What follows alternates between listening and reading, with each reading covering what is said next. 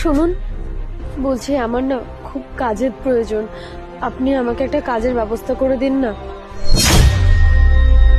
দেখে তো আপনাকে ভদ্র ঘরের মেয়ে মনে হচ্ছে, তো রাস্তায় দাঁড়িয়ে ভিক্ষা করছেন কেন?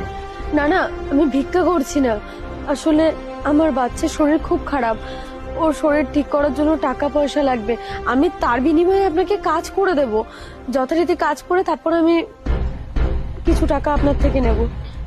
দেখুন, আপনি আগে সত্যি কথা বলুন। আর এই বাচ্চাটা কার? যদি সত্যি কথা বলতে পারেন তো ভালো, না হলে আমার কাছে সময় নেই, আমি আসছি। না না না না, যাবেন না, আমি সত্যি কথা বলছি। আসলে আমি একটা ছেলেকে ভালোবেসে বিয়ে করেছিলাম, বিয়ের পর আমার মেয়ে হওয়াতে আমাকে ঘর থেকে তাড়িয়ে দেয়, আর এখন এই বাচ্চাকে নিয়ে আমি রাস্তায় রাস্তায় ঘুরছি। ঠিক আছে, আপনি চিন্তা করবেন না। আমার বাড়িতে একজন রান্নার লোক আর ঘরের কাজ করার লোকের প্রয়োজন। আপনি চাইলে আমার বাড়িতে কাজ করতে পারেন। আর দেখে তো মনে হচ্ছে আপনার থাকার জায়গাও নেই, আপনি চাইলে ওখানে থাকতে পারেন যতদিন না আপনার মেয়ে বড় হচ্ছে। হ্যাঁ ঠিক আছে, আমি সব রান্না করে দেবো আর সব কাজকর্মও করতে পারি আমি। ঠিক আছে, চলো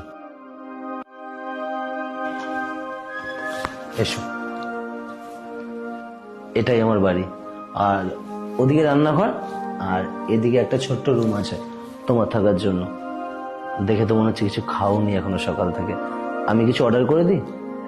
না না, আমি রান্না করে নিচ্ছি, আর আমার রান্না করতে বেশি সময় লাগে না। তোমার ইচ্ছে। আর বাচ্চার জন্য না ফ্রিজে দুধ রাখা আছে, ওকে খাইয়ে দিও।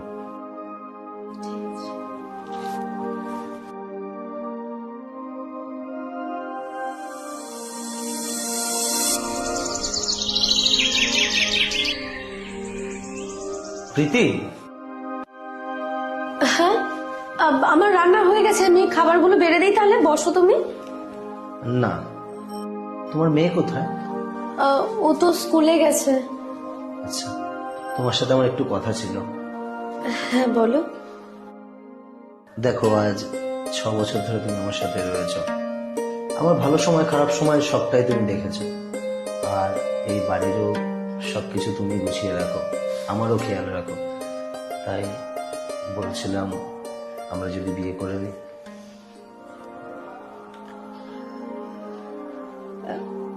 আমি আমার মেয়ে আসুক, তারপর ওর সাথে একটু কথা বলে তারপর জানাই। কোনো সমস্যা নেই, তুমি তোমার মেয়ের সাথে কথা বলে আমাকে জানিও।